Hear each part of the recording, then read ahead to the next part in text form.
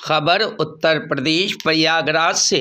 मकर संक्रांति का पर्व आज संगम नगरी प्रयागराज में पूरी आस्था और श्रद्धा के साथ परंपरागत तौर पर मनाया जा रहा है। इस मौके पर संगम तट पर शुरू हो रहे माघ मेले में आज लाखों श्रद्धालुओं की भीड़ उमड़ी हुई है। देश के कोने कोने से आए श्रद्धालु मुहूर्त और पूर्णकाल की परवाह किए बिना ही यहाँ सूर्य को अर्घ्य देकर गंगा, यमुना और अधर सरस्वती की त्रिवेणी संगम में आस्था की डुबकी लगाते हुए दान पुण्य कर रहे हैं। मौसम खराब होने के और कड़ाके की ठंड व कोहरे के बावजूद श्रद्धालुओं की आस्था पर कोई फर्क नहीं पड़ रहा है। हालांकि इस बार मकर संक्रांति 2 दिन तक मनाई जाएगी और ज्यादातर लोग सोमवार 15 जनवरी को ही गंगा समेत दूसरी पवित्र नदियों में स्नान कर पूजा अर्चना करेंगे। लेकिन प्रयागराज के मेले में श्रद्धालुओं का कारवां 14 जनवरी के परंपरागत स्नान के लिए पहले दिन ही उमड़ पड़ा है। वैसे धर्म और ज्योतिषों की जानकारों के मुताबिक मकर संक्रांति का शुभ मुहूर्त रविवार शाम से शुरू होकर सोमवार को पूरे दिन रहेगा। मकर स्नान के लिए माघ मेले में श्रद्धालुओं के लिए 2 दर्जन से ज्यादा घाट बनाए गए हैं, तो साथ ही सुरक्षा के भी कड़े इंतजाम किए गए हैं। तमाम अफसर मेला क्षेत्र में ही कैंप कर रहे हैं, तो श्रद्धालु सुरक्षा व ठंड से बेपरवाह होकर गंगा में आस्था की डुबकी लगाते परिवार के सुख समृद्धि व खुद के लिए मौज की कामना कर रहे हैं। माघ मेले की औपचारिक शुरुआत भी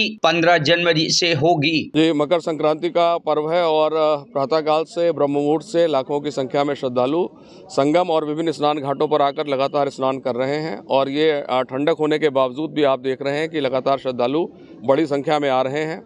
इनको एक व्यापक सुरक्षा योजना बनाकर एक अच्छे ढंग से श्रद्धालुओं को किसी प्रकार की कठिनाई ना हो, इस उद्देश्य से सुरक्षा योजना तैयार की गई है। पार्किंग की व्यवस्थाएं माघ मेले क्षेत्र के अंदर में की गई हैं, जिससे श्रद्धालुओं को कम से कम पैदल चलना पड़े। स्नान घाटों पर सुरक्षा के व्यापक बंदोबस्त किए गए हैं। सारे स्नान घाटों पर डीप वाटर बैरिकेडिंग जाल का व्यवस्थापन किया गया है। नावों का संचालन प्रारंभ हो चुका है। एक रिवर लाइन डालकर उनके आने के मार्ग और जाने का मार्ग भी निश्चित किया गया है, जिससे आपस में कोई बोट्स किसी प्रकार से कोई कोलाइड ना कर सकें। जल में सुरक्षा के लिए जल पुलिस के लोगों को लगा दिया गया है। प्रशिक्षित गोताखोर नियुक्त किए गए हैं।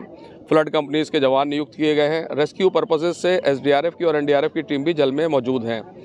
डिप्टी एसपी रैंक के अधिकारी एक फ्लोटिंग पुलिस चौकी जल में ही बनाकर वो लगातार वहां पर रहकर निगरानी कर रहे हैं। उनके पास पब्लिक एड्रेस सिस्टम भी मौजूद है, जिससे वो जो बोट संचालक हैं, बोट पर बैठने वाले श्रद्धालु हैं, उनको भी लगातार हिदायत कर रहे हैं कि लाइफ जैकेट्स अवश्य पहने।